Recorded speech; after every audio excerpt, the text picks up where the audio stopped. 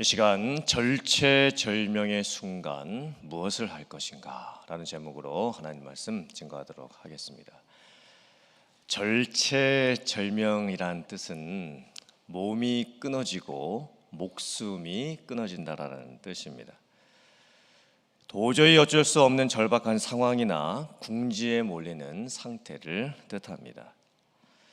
절체절명의 순간 혹은 절체절명의 위기라는 것은 죽을 정도로 사정이 어렵고 힘들고 상황이 위태로운 상태입니다.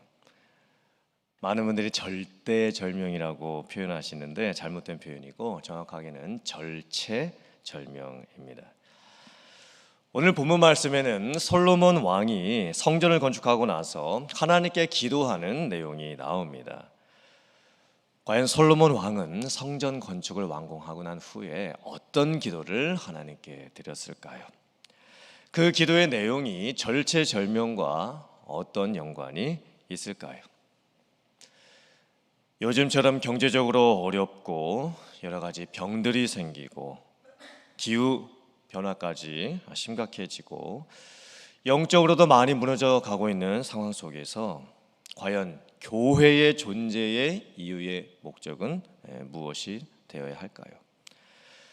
우리는 교회를 왜 다니고 있고 또 우리는 내가 다니고 있는 교회를 어떻게 바라보아야 할까요?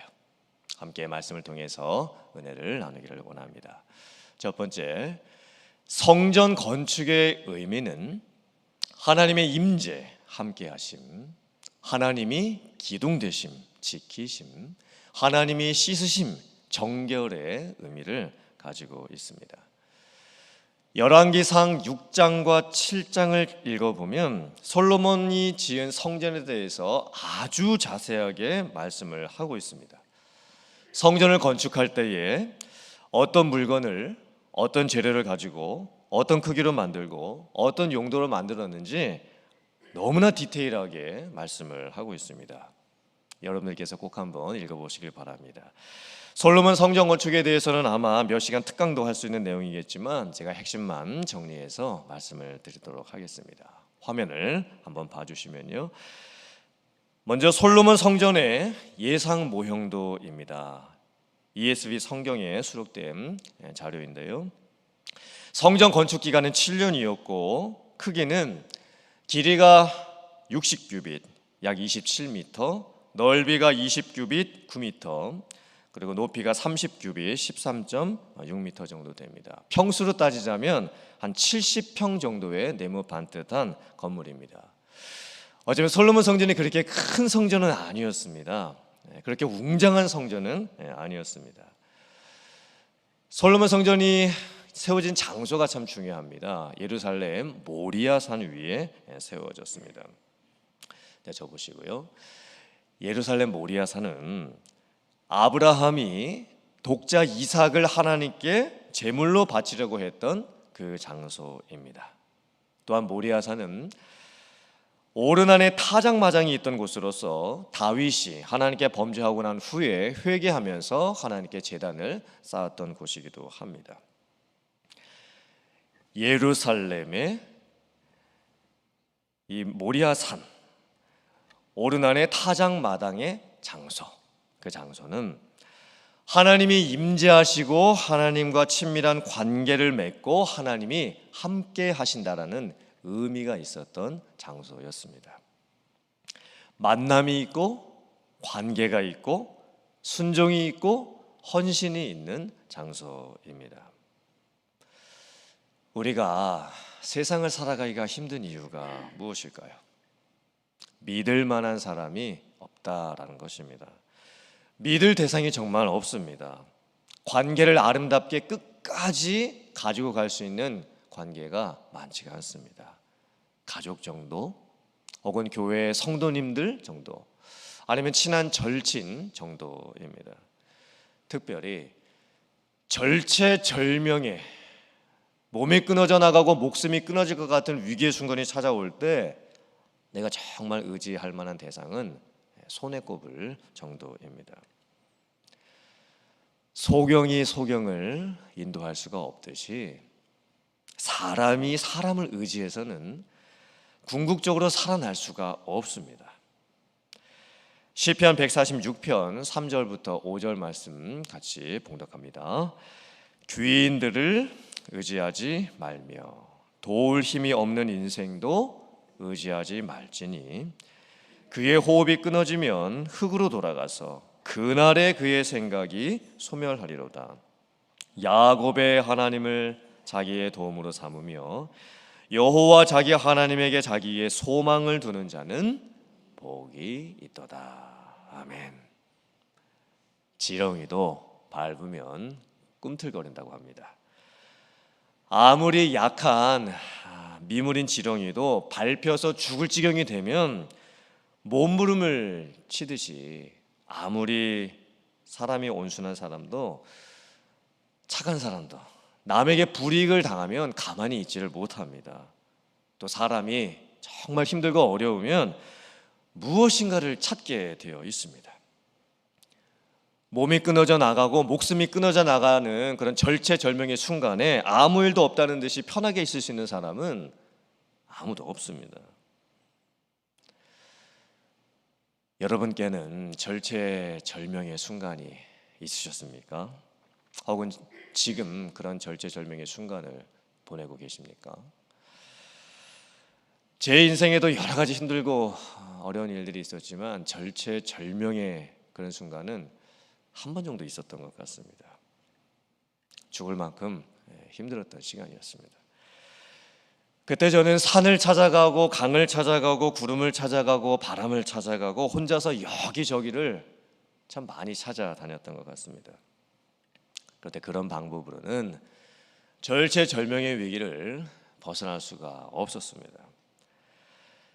결국 제가 하나님을 찾았을 때에 그 모든 힘든 일들이 다 풀렸습니다. 특별히 제가 다녔던 모교회 소예배에서 기도했던 그 밤에 제 인생이 완전히 바뀌게 되었습니다. 솔로몬 성전이 우리에게 주는 영적인 의미가 무엇일까요? 오늘날 교회의 존재의 의미가 나에게 주는 의미는 무엇일까요? 그것은 바로 사람이 무엇으로 살 수 있는가? 사람이 절체절명의 위기를 맞이했을 때에 과연 그것을 어떻게 해결할 수 있는가? 그것은 바로 하나님의 임재입니다. 하나님과의 관계입니다. 그래서 우리는 하나님을 바라볼 수 있어야 됩니다. 하나님께 소망을 두는 자에게 하나님께서 함께해 주실 줄 믿습니다. 다음 화면을 보시면 성전에 있었던 여러 가지 물건들과 기구들이 있는데 각각이 중요한 의미들을 가지고 있습니다. 첫 번째 다락방이 있었고, 두 번째 내소 지성소가 있었고, 세 번째 외소가 있고, 네 번째 현관방 낭실이 있고, 다섯 번째 그룹이 있고, 여섯 번째 연약궤가 있고, 일곱 번째 아브라함 이삭을 바치려고 했던 바위가 있고, 여덟 번째 물두멍이 있고, 아홉 번째 바다가 있습니다. 이 솔로몬 성전의 형태를 보면 예전에 광야 시대에서부터 있었던 텐트로 만들어진 이동식 천막으로 있었을 때는 없었던 몇 가지의 성전 기구들이 생기는 것을 보게 됩니다. 특별히 다음 화면 한번 보시면요, 성전을 이제 들어가게 될 때에 성전의 그 문 바깥 왼쪽과 오른쪽에 두 개의 기둥이 서게 됩니다. 저 두 기둥은 구리로 만들어졌고 약 높이가 한 9m 정도 됩니다. 그리고 맨 위쪽에 보면 석류 장식과 백합화 장식으로 만들어진 이렇게 좀 둥그렇게 만들어진 그런 부분이 있습니다. 왼쪽에 있는 기둥의 이름은 야긴이라고 하고 오른쪽에 있는 기둥의 이름은 보아스라고 하는데, 야긴이라고 하는 이름의 뜻이 뭐냐면 그가 세우실 것이다. 오른쪽에 있는 보아스의 이름의 뜻이 무엇이냐면 그에게만 능력이 있다라는 뜻입니다.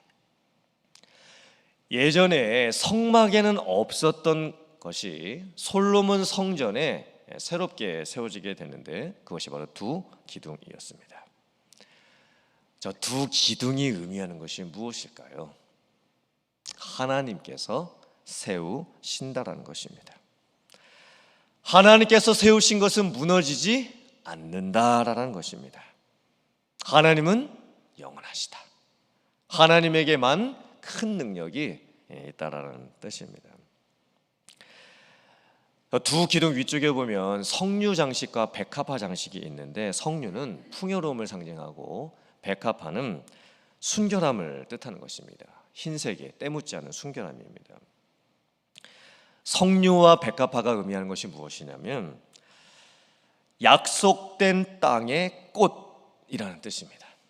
즉 하나님께서 하나님의 백성들에게 신실하게 약속을 지키신다. 애굽에서 구원하시고 가나안 땅을 주시고 약속의 땅에서 대대로 살아갈 수 있도록 하나님께서 약속을 지켜주십니다. 전쟁이 일어나기도 하고 나라가 망하기도 하고 포로로 끌려가기도 하고 심지어 건물로 된 성전이 무너져 버려도 하나님께서는 그 약속을 지키사 반드시 하나님의 백성들을 그 약속의 땅으로 돌아오게 해주신다라는 의미입니다. 건물로 된 성전은 무너질 수도 있습니다. 벽돌로 지어 올린 성전은 다 회파될 수도 있습니다. 하지만 하나님께서 기둥 되신다라는 그 의미는 변하지 않습니다. 하나님께서 세워주신 것들은 흔들리지 않고 영원합니다. 성류 또 백합화로 상징되는 하나님의 약속도 바뀌지 않습니다.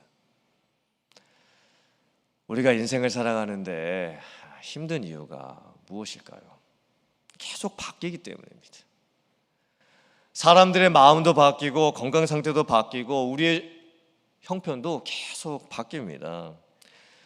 우리들의 주변의 상황들도 계속 바뀌고 있습니다. 수많은 사람들 간의 이해관계가 얽혀 있고 우리가 살고 있는 이 사회의 정치, 경제, 역사, 문화 이 모든 의미도 계속 바뀝니다. 지금 기후 문제도 심각하게 바뀌고 있습니다. 그래서 사는 것이 힘듭니다. 그렇다면 성전에 세워져 있는 그 두 기둥의 의미가 무엇일까요? 야긴과 보아스라고 했던 저 두 기둥과 그 위에 장식되어 있었던 성류 그리고 백합화 꽃장식의 의미가 무엇일까요? 하나님께서 이 땅에 세우시는 교회가 어떤 역할을 하는 것입니까? 기둥의 역할을 하는 것입니다. 바뀌지 않습니다. 영원합니다.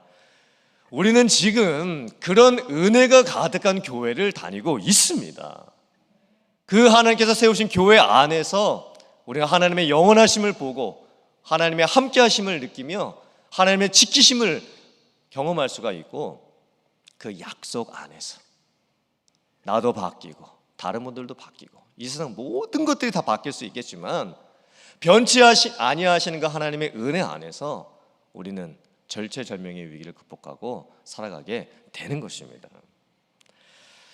다음 사진 한번 또 봐주시면요, 그 솔로몬 성전 안에 있었던 예전 텐트 그 성막이 없었던 두 가지의 또 중요한 그 성전 기구가 있습니다. 지금 화면에 보시는 것은 바다라고 하는 것입니다. 구리로 만든 물을 담는 큰 대야입니다. 그리고 그 밑에 12마리의 소가 받치고 있습니다. 이 바다가 얼마나 크냐면 지름이 5m고 높이가 약 2.5m입니다. 그러면은 그 둘레가 어느 정도 되는 거냐면 약 어른 8명이 서로 이렇게 팔을 잡고 둘러쌀 수 있는 정도가 됩니다. 한 15m 정도가 되는 거죠. 상당히 큰 노수로 만든 큰 대야입니다. 저 바다라고 하는 큰 노대야에 물이 어느 정도 들어가게 되냐면 45,400리터가 들어갑니다. 저희들이 마시는 그 바를 워러 그 500ml짜리로 따지면 그 500ml 바를 워러가 몇 개가 있는 거냐면 98,000개입니다. 98,000개의 그 바를 워러 500ml짜리를 저기다 부어야 저 대야를 다 채울 수가 있는 것입니다. 그래서 바다라고 불렀습니다. 바다라는 뜻이 뭐냐면 많은 물이라는 뜻입니다. 저 바다에 담겨져 있는 그 물의 용도가 무엇이냐면 제사장들이 제사를 지낼 때에 몸을 씻는 정결 의식을 하는 용도입니다. 또 다음 화면 한번 봐주시면요, 저것은 물두멍이라고 하고 또 그 받침대입니다. 롯, 구리로 만들어져 있고 물을 담는 대야입니다. 저 물두멍 받침대가 총 10개가 있었습니다. 성전 왼쪽에 5개, 성전 오른쪽에 5개. 그리고 저 물두멍 안에 900리터 정도 되는 물이 들어가게 되는데 500ml 바를 월어로 따지자면 1800개입니다. 저 작은 대야 같이 보이지만 사실 엄청 큰 대야입니다. 엄청난 양의 물이 들어가고 있습니다. 역시나 물두멍의 용도는 무엇이냐면 제사장들이 제사를 드리면서 몸을 씻고 또 희생 제물을 죽였을 때에, 동물을 죽였을 때에 그 주변에 피가 엄청나게 이제 생기게 되는데 그것을 다 닦아내는 용도입니다. 저 보시고요. 이 바다라고 하는 놋대야와 물두멍이라고 하는 저 10개의 놋대야를 보면서 우리가 무슨 묵상을 하게 될까요? 첫째는 하나님 앞에서 죄를 씻어내는 정결의 중요성입니다. 성전을 찾아오는 사람들은 죄를 용서받기 위해서 동물을 죽여야 했습니다. 그때 주변이 피범벅이 됩니다. 피냄새가 진동을 합니다. 죄를 지었던 그 사람의 손에 다 피가 묻습니다. 그리고 제사 의식을 치러야 했던 제사장들도 레위인들도 다 피를 묻혀야 됩니다. 다 씻어내야 되죠. 놋바다에 담겨져 있는 물과 물두멍에 담겨져 있는 물의 용도는 무엇이냐면 씻겨냄입니다. 죄를 씻겨내는 것. 그 모든 더러움을 다 씻겨내야만 하나님 앞에 온전히 나아가서 예배를 드릴 수 있고 또 용서를 받을 수가 있습니다. 또 놋바다와 물두멍에 담겨진 두 번째 물의 의미는 뭐냐면 헌신입니다. 저 물을 채우고 관리하는데 엄청난 수고가 들어갑니다. 놋바다에 담겨져 있는 물과 물두멍 10개 안에 담겨져 있는 물들이 사용되고 나서 다시 이제 채워줘야 되는데 누군가는 그 물을 이 어깨에 쥐고 물동이를 메고 날라서 부어서 채워야 됩니다. 솔로몬 성전은 예루살렘 언덕 꼭대기에 있죠. 저 밑에서부터 물쟁이를 쥐고 와서 정말 힘을 들여서 그 언덕까지 올라가야 되는 것입니다. 채워야 될 그 물의 양도 엄청나죠. 어느 정도 물을 쓰고 나면 누군가는 반드시 매일매일 저 물을 채워 놓아야만 됩니다. 그 수고와 헌신이 얼마나 컸을까요? 그리고 그것이 의미하는 영적인 의미가 무엇일까요? 한 사람의 죄를 회개하기 위해서 수많은 사람들이 옆에서 도운 것입니다. 한 사람이 회개하고 하나님께 돌아오게 하기 위해서 성전에서 수고하는 제사장들, 레위인들, 또 물을 길렀던 많은 사람들의 헌신이 필요했다는 것입니다. 그렇다면 교회의 의미는 무엇일까요? 오늘날 교회에 실제적인 놋바다는 없겠지요. 물두멍은 없을 것입니다. 하지만 오늘날 교회의 존재의 의미는 무엇입니까? 인간에게 닥쳐 있는 가장 큰 절체절명의 위기는 무엇일까요? 죄입니다. 그리고 그 죄의 용서를 경험하는 것이 교회가 되어야 됩니다. 어떤 죄인일지라도 받아줄 수 있는 곳이 교회가 되어야 됩니다. 어떤 독특한 성품을 갖고 있는 분이라도 받아줄 수 있는 곳이 교회가 되어야 됩니다. 그리고 한 죄인이 회개하고 예수님을 믿게 되었을 때에 최고의 기쁨을 함께 누릴 수 있는 곳이 교회가 되어야 됩니다.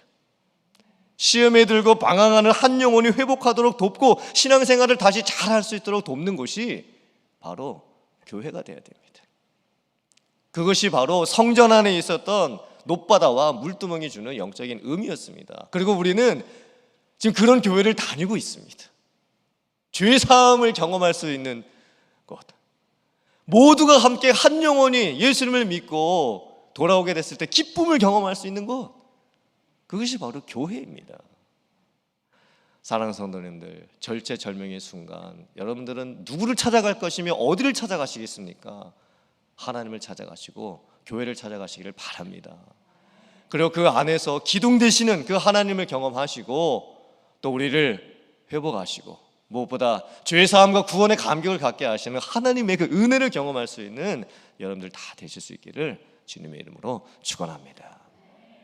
두 번째, 성전의 의미는 무릎을 꿇고 하나님을 향해 손을 들어 성전을 향해서 하나님 앞에 기도했을 때 하나님께서 응답해 주시는 곳입니다.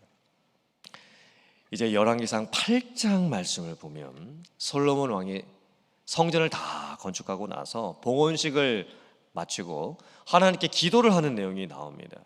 그 기도의 내용은 앞으로 하나님의 백성들이 절체절명의 상황을 만났을 때에 무릎을 꿇고 손을 하늘을 향해서 들고 성전을 바라보면서 어디에 있든지, 꼭 성전에 와서가 아니어도 자기가 있는 곳에서 이 성전이 있는 곳을 향해서 그렇게 기도를 하면 하나님께서 꼭 들으시고 응답해 주시옵소서 라고 하는 기도의 내용입니다. 그 기도에 7가지의 내용을 담고 있습니다. 첫 번째 기도의 내용은 어떤 사람이 이웃에게 범죄했을 때에 죄인을 벌하시고 의인을 의롭다 하시옵소서라고 하는 기도를 합니다. 우리가 인생을 살아가면서 가장 흔히 당하게 되는 인생의 어려움은 사람들과의 관계 갈등입니다. 이 사람 사이에서 억울한 일을 당하게 될 경우도 참 많이 있고, 악한 자가 형통하고 또 의로운 자가 고난을 당하는 경우도 참 많이 보게 됩니다. 자기 마음대로 살고 먹고 마시고 놀면서 살고 자기 멋대로 사는 사람들이 오히려 더 잘 되는 것을 경험을 하고, 하나님의 말씀대로 살려고 애쓰고 믿음으로 살려고 애쓰고 말씀과 기도를 붙들고 살려고 애쓰는 성도들이 오히려 세상에서 핍박을 당하는 경우도 종종 보게 됩니다. 그때 우리의 마음이 힘들죠. 도대체 인생이라는 것이 무엇인가? 우리가 왜 이토록 사람들과의 관계 갈등을 이렇게 겪으면서 살아야 되는가? 하나님은 왜 나에게 이런 억울한 일을 당하게 하시는가? 내 주변을 봐도 저렇게 믿음 좋은 분이 왜 아프셔야만 되는 것일까? 저렇게 죄를 짓고 하나님을 믿지 않는 세상 사람들은 왜 여전히 잘 되고만 있는 것일까? 그런 생각이 듭니다. 그때 우리들은 기도해야 됩니다. 무슨 기도를 할까요? 성경을 읽어보면 솔로몬 왕이 어떻게 기도했냐면 하나님의 의로운 판단이 나타나게 해 주시옵소서, 이렇게 기도를 했습니다. 우리가 사람을 만나면서 인간관계에 위기가 찾아올 때 사람을 피한다고 해서 그 문제가 해결되지 않습니다. 왜냐하면 나를 힘들게 하는, 혹 나와 맞지 아니하는 것 같은 그런 분들은 내가 그분을 피해서 다른 곳에 가도 똑같이 그곳에 있기 때문입니다. 또한 우리가 악인이 잘 되는 것을 보면서 분을 내거나 부러워하지 않아야 하는 이유도 기도하는 사람에게는 믿음이 있습니다. 하나님께서 악인은 반드시 벌하시고 하나님께서 의인은 반드시 의롭다 하실 것이다 라고 하는 그 믿음이 있기 때문입니다. 그래서 우리는 기도할 수 있어야 됩니다. 기도하는 자만이 하나님을 바라보면서 참고 인내할 수가 있습니다. 두 번째 솔로몬 왕의 기도는 전쟁에서 패할 때에 주께 돌아와 하나님을 인정하게 하시옵소서라고 하는 기도였습니다. 전쟁이 일어나서 사람이 죽고 다치고 나라를 뺏기고 포로로 끌려가는 상황은 절체절명의 위기입니다. 하지만 솔로몬 왕이 성전 건축을 했었을 그때 그 당시는 최고의 영광을 누리고 있었던 때였습니다. 경제적으로도 아주 풍요했고 정치적으로도 안정되어 있었고 태평성대를 이루고 있었던 시절이었습니다. 그런데 왜 솔로몬 왕이 이렇게 기도를 했을까요? 그 이유는 교만해지지 않게 해달라는 기도입니다. 그럼 내가 잘 될 때에 하나님을 의지하지 않고 사람의 힘을 의지하게 될 때가 오게 될지 모르는데, 그때 철저히 하나님께 돌아와서 하나님을 인정하면서 살 수 있게 해달라는 그런 기도였습니다. 솔로몬 왕은 지금의 형통함에 만족하지 않습니다. 오늘의 배부름 때문에 하나님을 멀리하고 내일 당하게 될지도 모르는 그 위기를 두려워하고 있습니다. 전쟁이 일어나게 되면 솔직히 무슨 기도를 하게 될까요? 살려달라는 기도를 하게 되겠죠. 내 재산 지켜달라는 기도를 하게 되겠죠. 내 가족 지켜달라는 기도를 하게 될 것입니다. 그런 기도가 먼저 나오지 않겠습니까? 근데 솔로몬 왕은 만약에 전쟁이 일어나게 된다면 본질을 찾게 해달라고 기도합니다. 그 본질이 무엇입니까? 하나님께 돌아와서 하나님을 인정할 수 있게 해달라는 기도입니다. 전쟁이 일어나는 상황에서 하나님을 인정하게 해달라는 기도의 본 의미가 무엇일까요? 진정한 왕이 누구인지를 알게 해달라는 기도입니다. 진정한 왕 중에 왕이 하나님 되심을 깨닫게 해달라는 기도입니다. 누가 세상을 다스리시며 누가 세상을 통치하시는지, 하나님이 모든 세상 만물의 주인 되심을 인정하게 해달라는 기도인 것입니다. 그러니까 솔로몬 왕은요, 지금 당장 닥쳐지는, 앞으로 자기에게 닥쳐질 어떤 그런 위험을 놓고 지금 기도하는 것이 아닙니다. 자기에게 있었던 것이 없어질 것을 두려워하면서, 뺏길 것을 두려워하면서 기도하는 것도 아니었습니다. 하나님께 돌아와 하나님을 인정하게 해 주시옵소서. 이 기도가 또한 우리의 기도가 되어야 될 줄 믿습니다.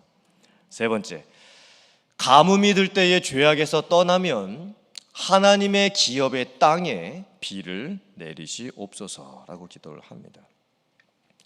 물론 가뭄이나 홍수나 태풍이나 산불이나 지진과 같은 모든 자연재해가 다 하나님의 심판이라고 볼 수는 없습니다. 모든 자연재해가 하나님의 벌은 아닙니다.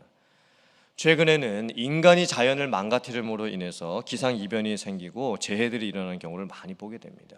다 인간의 탐욕으로부터 생기는 현상들이죠. 특별히 솔로몬 왕은 기도를 하면서 만약에 가뭄이 들게 되면 주의 백성 이스라엘 백성들의 죄를 사하시고 마땅히 선한 길이 무엇인지를 가르쳐 주시고 깨닫게 해 주시옵소서, 이렇게 기도를 합니다. 이 기도의 본질적 의미가 무엇일까요? 단순히 가뭄이 들었을 때에 비를 내려달라는 그런 기도가 아닙니다. 가뭄이 들었을 때에 정말 우리들이 어떻게 살아야 할지를 가르쳐 주시옵소서 라고 기도하게 해달라는 의미입니다. 하나님께서 기업으로 주신 땅에 비를 내려달라는 그 의미가 무엇일까요? 이 땅이 내 소유가 아니고 하나님께서 허락하신 땅이라면, 궁극적으로 이 모든 땅에 소유권이 하나님께 있다면, 그리고 우리는 잠시 하나님께서 내게 허락해 주신 것을 빌려 쓰고 있는 것이라면, 이 땅에 어려움이 생겼을 때에 하나님께서 기업으로 주신 그 땅을 하나님의 약속대로 지켜달라는 그런 기도입니다. 이 의미가 오늘날 우리들에게 주는 의미가 무엇일까요? 우리들의 가정에 어려움이 생기기도 하지요. 하지만 가정이 하나님의 언약으로 주신 기업이라면 믿는 자의 가정은 깨지지 않습니다. 비즈니스에도 많은 어려움이 생기죠. 하지만 비즈니스가 하나님께서 허락해 주신 기업이라면 믿는 자의 비즈니스는 망하지 않습니다. 중요한 것은 소유권을 어떻게 인정하느냐입니다. 과연 내가 내 소유권을 내 것이라 인정하지 아니하고 하나님께 있음을 인정을 하고, 그리고 하나님께서 기업으로 주신 그 어떤 것이라도, 가정이 되었든 비즈니스가 되었든 또 내가 소유하고 있는 그 어떤 것이 되었든 그것이 하나님이 주신 기업이라면 하나님께서 분명히 반드시 지켜 주신다라는 것입니다. 이 믿음을 갖는 여러분들 되시기를 주님의 이름으로 축원합니다. 네 번째, 전염병, 질병, 재앙이 닥칠 때에 항상 주를 경외하며 주의 길로 걷게 하시옵소서. 각종 질병이 생기고 깐부기, 메뚜기, 황충이 난다는 것은 오늘날의 전문 용어로 하면 유행성 질병들이 생기고 기상이변으로 인한 동식물의 비정상적인 생태계 파괴가 일어난다는 뜻입니다. 지금 우리들이 살고 있는 시대가 지금 딱 이런 상황이죠. 코로나 바이러스가 생깁니다. 기상이변 현상들이 생깁니다. 동식물들이 생태 환경들이 지금 많이 바뀌어가고 있습니다. 그때 솔로몬 왕이 무슨 기도를 하냐면 날씨가 좋게 해주시옵소서 이런 기도가 아니었습니다. 전염병이 안 생기게 해주시옵소서, 병 낫게 해주시옵소서 이렇게 기도하지 않습니다. 솔로몬 왕이 어떻게 기도를 하냐면, 하나님, 각 사람의 마음을 아시오니 사람들의 모든 행위대로 갚으시옵소서. 주만 홀로 사람의 마음을 다 아심이니이다. 이게 무슨 의미입니까? 사람들의 마음속에 가득 차 있는 이 탐욕, 자기 것을 가지려고 하기 위해서 남의 것들을 다 망가뜨리고 있는 그 사람이 가지고 있는 그 욕심, 그것을 하나님 앞에 내어놓고 그 마음을 꿰뚫어 보시는 그 하나님께서 그 마음을 변하게 해달라는 의미인 것입니다. 기후변화 문제요, 생태계 파괴 문제요, 그건 자연의 문제가 아닙니다. 그건 영적인 문제인 것입니다. 지금 이런 상황을 당하고 있는 우리들이 하나님께 기도해야 될 때라는 것입니다. 지금 하나님께서 사인을 보여주고 계시는 것입니다. 우리가 지금 그런 시대를 살아가고 있습니다. 다섯 번째, 이방인들이 하나님께 부르짖을 때 만민이 하나님을 알게 하시옵소서. 하나님을 믿지 않는, 또 혈통적으로 유대인이 아니었던 이방인들이 성전에 와서 예배를 드린다는 것은, 제사를 드린다는 것은 상상할 수도 없는 일이었습니다. 그런데 솔로몬 왕은 이제 솔로몬 성전이 건축되었을 때에 이방인들이, 먼 데서로부터 이방인들이 와서 이곳에서 기도를 하면 그 이방인들의 기도도 하나님께서 들으시고 응답해 달라고 지금 그렇게 기도를 하고 있습니다. 지금 솔로몬 왕은요, 유대 민족을 넘어서는 하나님의 큰 구원 계획을 바라보고 있습니다. 혈통을 넘어서 이루어지는 하나님의 구원, 그 계획을 지금 바라보고 있는 것입니다. 열방을 위한 중보기도의 중요성을 지금 가르쳐 주고 있는 것입니다. 여섯 번째, 적국과 전쟁을 하러 나갈 때에 그 길이 주께서 보내신 길이 되게 하옵소서. 전쟁을 하러 나가야 된다는 그 상황이 뭡니까? 아무도 전쟁하러 나가고 싶어 하지 않습니다. 전쟁은 피하고 싶은 길이죠. 가고 싶지 않은 길입니다. 왜냐하면 내 목숨이 달려있기 때문입니다. 나가면 죽을지도 모르는 그런 길입니다. 모두 다 안 가겠다라고 하는 길입니다. 그런데 하나님께서 허락하신 전쟁이 있고 하나님께서 하라고 하셨던 전쟁이 있었습니다. 가나안 땅 정복 전쟁도 그랬고, 하나님의 거룩한 성전, 특히나 하나님을 믿지 않는 이방 백성과 이 전쟁을 해야 될 때가 있었습니다. 그렇게 전쟁을 만약에 해야 될 그런 상황에서 내가 가는 그 길이 하나님께서 보내시는 길이 되게 해달라고 기도를 합니다. 이게 무슨 의미입니까? 전쟁을 하러 나가면 솔직히 무슨 기도를 또 먼저 해야 되겠습니까? 나 살려달라고, 나 안 다치게 해달라고, 그런 기도 해야 되지 않겠습니까? 내가 전쟁을 하러 나가 있는 동안 내 가족 지켜달라고, 그런 기도를 솔직히 해야 되지 않겠습니까? 근데 그게 아닙니다. 이 솔로몬 왕의 기도를 보면 각 기도마다 본질적인 내용을 담고 있습니다. 그 의미가 무엇입니까? 하나님을 믿고 의지하며 하나님을 대적하는 적들과 싸우러 나갈 때에 그 길이 하나님께서 인도하시는 길이 되게 해달라는 의미입니다. 이게 나에게 주는 의미가 뭘까요? 우리가 신앙생활을 하면서 교회를 다니고 또 때로 이제 헌신을 해야 될 때가 있겠죠. 그런데 아무도 나서려고 하지 않습니다. 나섰다가는 뻔히 힘들어질 게 뻔히 보이는 상황입니다. 그런데 그런 상황 속에서 내가 가야 될 길이 있다면 그 길이 하나님이 기뻐하시는 길이 될 수 있게 해달라고 기도하는 사람이 돼야 됩니다.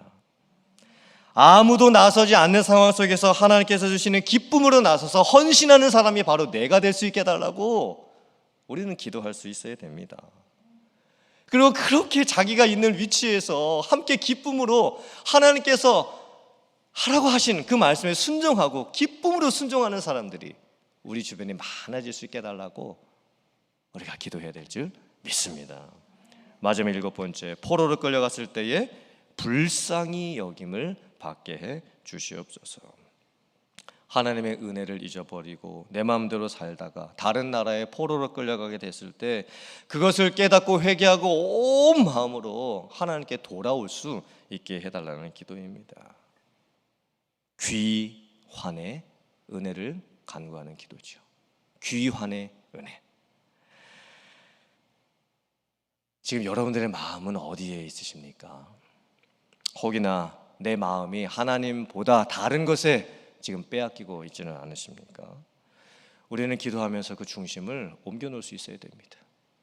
지금 우리들의 주변을 보면 지금 하나님을 떠나고 심지어 교회를 잘 나오지 못하시는 분들이 여러 명 계십니다. 많이 있습니다. 지금 우리들이 기도해야 될 것이 바로 귀환의 은혜를 간구하는 기도입니다.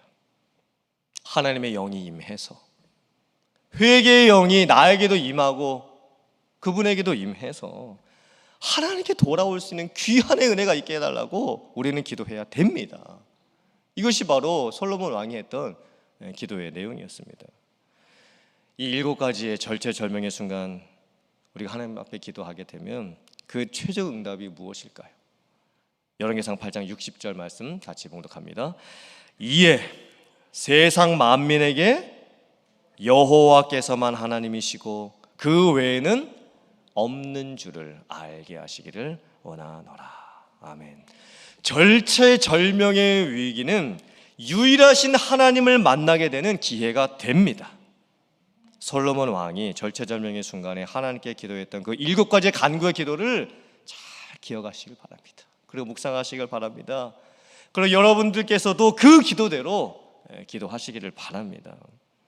절체절명의 순간이 여러분들에게 찾아올 때에 막힌 곳을 바라보면서 땅을 치고 한숨을 짓는 것이 아니라 열려있는 하늘을 바라보고 두 손 들고 성전을 향해서 기도함으로써 하나님께서 행하시는 놀라운 기적들을 경험하고 응답을 경험하는 여러분들 다 되실 수 있기를 주님의 이름으로 축원합니다.